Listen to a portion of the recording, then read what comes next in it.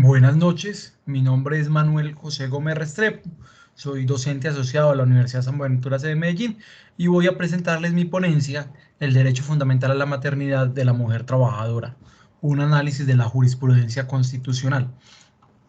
Para empezar, un poquito por qué del tema. Digamos que la discriminación de la mujer, sobre todo por su cuestión de madre, ha sido una cuestión continua en nuestra sociedad. Digamos que las mujeres no son iguales ni en igualdad de oportunidades, ni en igualdad de remuneración, ni en trabajo, ni en paridad, ¿cierto? Eh, y es algo que quería de pronto compartirles con esta cita de José Luis Aranguren, José Luis López Aranguren, que de pronto nos muestra esto, ¿sí? Y esta desigualdad, digamos que ha sido combatida por la Corte Constitucional a través de una larga línea jurisprudencial, a través de, de su jurisprudencia, donde busca combatir esa precarización a través de sus sentencias, ¿sí? ¿Y cómo? Creando un derecho que se llama el derecho fundamental a la maternidad. Este derecho fundamental a la maternidad, digamos que es la unión de otros dos derechos. Por un lado está el derecho del fuero de maternidad, que es el derecho individual, el derecho subjetivo de no ser discriminada, ¿cierto? Simplemente por el hecho de ser madre, de no ser despedida, simplemente por ser madre o estar en el estado de lactancia. Y por el otro lado, es un derecho más bien social, económico, de la licencia de maternidad, que es el derecho de protección a la primera infancia, de protección al mínimo vital. Entonces veamos cómo funcionan o cómo ha sido la línea jurisprudencial o la historia jurisprudencial de cada uno de estos dos derechos, ¿sí?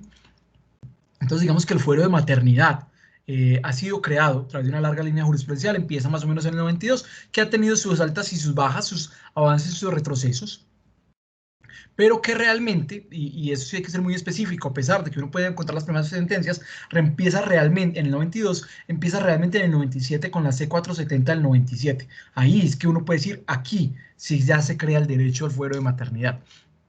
En esta sentencia, digamos que hay que decirlo, antes de esta sentencia, la mujer en estado de embarazo o en estado de lactancia que era despedida por motivo de su embarazo o de su lactancia, el único mecanismo al cual podía acudir era una demanda ordinaria, una demanda laboral ordinaria, en el cual lo único que tenía derecho era a la indemnización. Era, digamos, que el despido sin justa causa, igual que cualquier otro trabajador despedido sin justa causa, ¿cierto? A pesar de que, digamos, que el Código Sustantivo de Trabajo decía que se prohibía despedir por esto. Cuando se demanda por inconstitucional este artículo, diciendo esto no es posible, que se le dé la misma consecuencia jurídica, porque eh, la mujer es un sujeto de especial protección, entonces la Corte va a analizar en esta sentencia y lo va a decir de una manera muy clara, tanto que vale la pena leer. Dice la Corte Constitucional que la única decisión admisible en este caso es integrar en el ordenamiento legal los mandamientos constitucionales sobre la igualdad y la protección a la maternidad en el ámbito laboral. De suerte que debe entenderse que carece de todo efecto el despido de una trabajadora durante el embarazo o en los 3 meses posteriores al parto, sin la correspondiente autorización previa al funcionario competente. Es decir, para la Corte, si se despide por motivo de embarazo o de lactancia, ese despido no solamente es ineficaz, sino que se debe reintegrar a la trabajadora, ¿sí? Y por lo tanto, la trabajadora puede, vía acción de tutela, acceder al reintegro y ya más adelante puede, vía una acción ordinaria laboral, acceder al pago de la indemnización. Eso hace que algunos expertos llamen esto un posible choque de trenes, porque digamos que la jurisprudencia, la Corte Suprema de Justicia, se ha mantenido igual, ¿sí? Digamos que no se le ha creído mucho a esta idea de la Corte Constitucional, de que se debe dar el reintegro, porque sostiene la Corte Suprema de Justicia que el reintegro solamente se da en los casos de enfermedad. Y como el embarazo no es una enfermedad, por lo tanto no se debe dar esa protección. Por lo tanto, la única protección para la Corte Suprema de Justicia es la indemnización, no la nulidad del despido. Entonces, frente a esta situación, digamos que resulta mucho más favorable acceder al reintegro, ¿cierto? Acceder a una acción de tutela y acceder al reintegro. Tengo que mencionar acá que digamos que estas jurisprudencias se han mantenido más bien estables. La Corte Suprema de Justicia ha mantenido su jurisprudencia prácticamente desde hace 60 años y la ha mantenido. La única consecuencia, a pesar de la prohibición expresa, es la indemnización, La Corte Constitucional desde el 97, más o menos estable, ha dicho se puede acceder al reintegro y más adelante a la indemnización. Entonces, mucho más favorable. ¿Cómo se hace para acceder al reintegro? Una acción de tutela. ¿Cuáles son los requisitos para presentar la acción de tutela? Son 4. El primero, que el despido haya sido realmente causado por motivo de embarazo o lactancia, ¿cierto? Que el segundo, que haya conocimiento por parte del empleador. Tercero, que se haya dado ese despido sin autorización del inspector de trabajo. Y cuarto requisito, que haya una vulneración al mínimo vital de la trabajadora por esta situación. Digamos que la jurisprudencia de la Corte, en ese sentido, ha ido ampliándose o ha ido variando, ha tenido sus avances y sus retrocesos. Digamos que los cambios más emblemáticos, más importantes, ha sido la cuestión de si se necesita o no conocimiento por parte del empleador. Y el segundo cambio es que se amplía no solamente a un contrato de trabajo, sino a todas las formas de trabajo, ¿sí? Entonces también contrato de prestación de servicio, contrato por obra o labor, etcétera. Con esto, si se requiere o no conocimiento, digamos que la evolución de la jurisprudencia hasta 2018 iba a ser más o menos que había dos niveles de protección, eh, dependiendo si el empleador tenía o no conocimiento del embarazo. Un primer nivel, se genera una protección integral, hay reintegro, ¿cierto? Y más adelante puede acceder a la indemnización. Y un segundo nivel, si el empleador no conocía, entonces al menos tenía que garantizar el acceso al mínimo vital, ¿cierto? De la trabajadora, garantizando los apartes a seguridad social durante el tiempo que le faltara para acceder a la licencia de maternidad.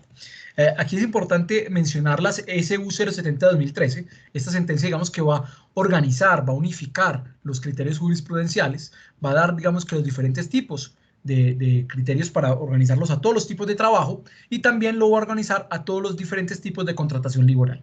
Digamos que va a ser muy importante en ese sentido. Y esa sentencia, digamos que era la que regía, por así decirlo, hasta la SU 075 de 2018. Esta sentencia, digamos que es una sentencia que yo llamo regresiva, incluso he hecho un artículo al respecto.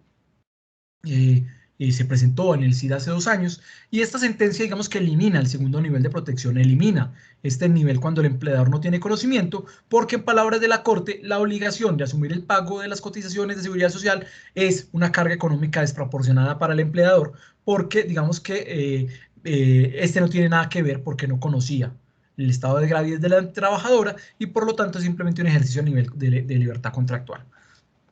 Eh, Nuevamente, pues este es el estado que estamos ahora y ahora vale la pena entrar a estudiar un poco el segundo derecho que les había mencionado, ¿cierto? El derecho a la licencia de maternidad.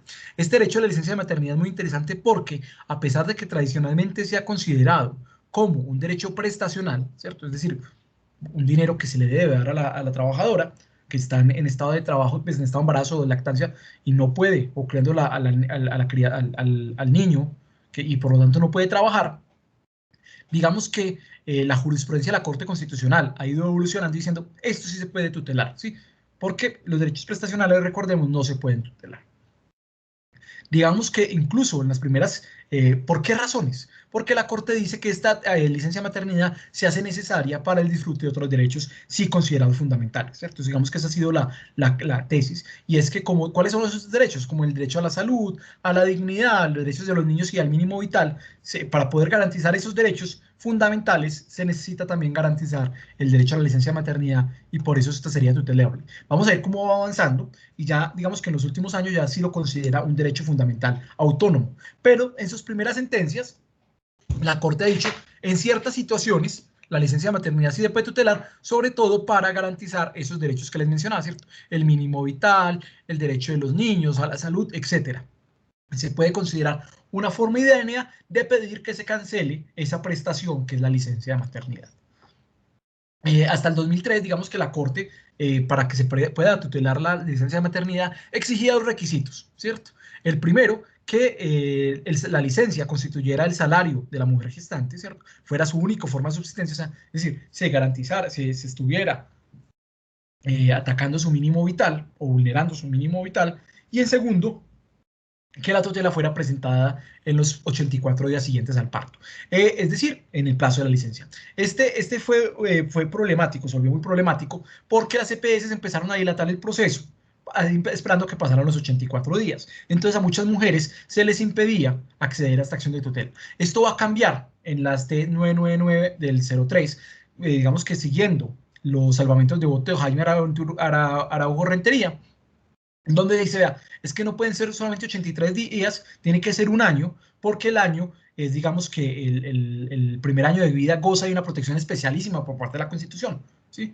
Los niños gozan de una protección especial y el primer año de vida tiene que gozar de una protección especial aún más grande. Entonces la licencia de maternidad tiene que estar durante ese primer año. Esta, digamos que va a ser la jurisprudencia que se va a mantener desde el 2013, que ya es un año, y en la T 1014 del 2003 intenta sintetizar estas reglas de jurisprudencia, ¿cierto? Para mirar cuándo procede o no la acción de tutela, intenta organizar y sistematizar estas reglas, y digamos que da varios requisitos de procedibilidad para la sentencia. Uno, si hay una relación inescindible con otros derechos fundamentales, ¿cierto? Como el mínimo vital, la salud, etcétera.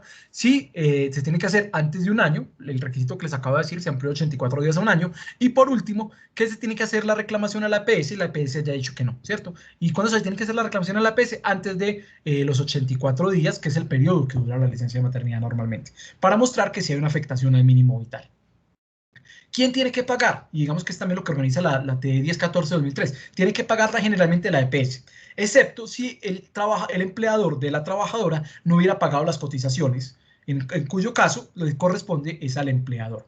Esto, digamos que esta sentencia, aunque organiza, va a generar un gran incumplimiento por parte de empleadores y EPS, y se va a generar una cantidad enorme de tutelas, ¿sí? Porque digamos que no las conceden, porque la EPS se escuda en el empleador en la EPS, y no se pagaban. Entonces surgían un gran número de tutelas. ¿Qué hace la Corte entonces? En la T214 del 08 ordena un cambio estructural. Dice, no, tenemos que desaguantarnos eso. EPS, paguen siempre. Y si hay problemas, pueden recobrar el FOSICA, ¿cierto? En caso de aquellas mujeres, ¿cierto?, que estén en el nivel de pobreza, que hayan pagado tarde, es decir, que su empleador no haya pagado tarde o hayan impagado incompleto, pero conceda la licencia de maternidad. Y digamos que esta sentencia en ese sentido ha sido exitosa porque se reducen estas demandas de licencia de maternidad, y ya lo que les decía, a partir de la T503 de 2016 o en la T503 de 2016 ya se reconoce a la licencia de maternidad como un derecho fundamental constitucional, ¿cierto? Un derecho humano, un derecho del orden prevalente, y esto viene nuevamente en desarrollo desde la C 543 del 2010, donde se dice que ya la licencia de maternidad es un derecho constitucional. Digamos que ha sido la historia de la licencia de maternidad en nuestro país, y sobre todo en las sentencias de la Corte Constitucional. Y para concluir, sí hay que mencionar que solamente desde el 91 tenemos que un organismo del Estado colombiano se toma en serio la lucha contra la discriminación laboral a las mujeres embarazadas y lactantes, ¿sí? Y esta protección, esta tomada en serio de los derechos que hace la Corte, lo hace a través de su actuación jurisprudencial. La Corte crea un derecho fundamental a la maternidad. Este derecho fundamental a la maternidad es la unión de dos derechos: un derecho económico, social, que es la licencia de maternidad, y un derecho individual o subjetivo, que es el fuero de maternidad. Es la fuero de maternidad, entonces, este escenario, este instrumento creado por la Corte, ¿sí?, para que se cumplan los derechos fundamentales de las mujeres a la igualdad, a no ser discriminadas solamente o meramente por el hecho de su embarazo, ¿sí? Y con la manera de hacer que es esto, ¿cómo hacer esto efectivo? Hacer ineficaz el despido, no simplemente la indemnización, porque esta no es suficiente, ¿cierto? Las mujeres en estado de embarazo o lactancia son sujetos especiales de protección, y por eso el estándar de protección tiene que ser mucho más amplio.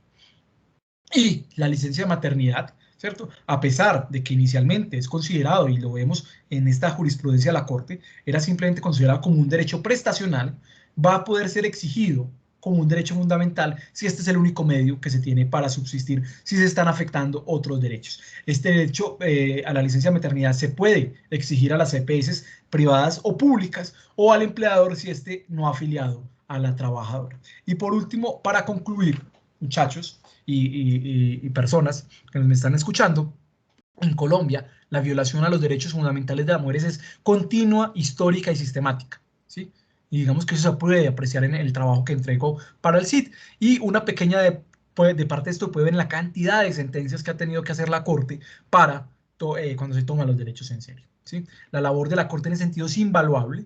Intenta que se cumplan los derechos fundamentales de los grupos más discriminados, y recordemos que los derechos fundamentales son el centro del proyecto de Estado, del proyecto de sociedad que nos presenta la Constitución. Eso es todo. Muchas gracias a todos los que me escucharon y hasta aquí los dejo. Hasta luego.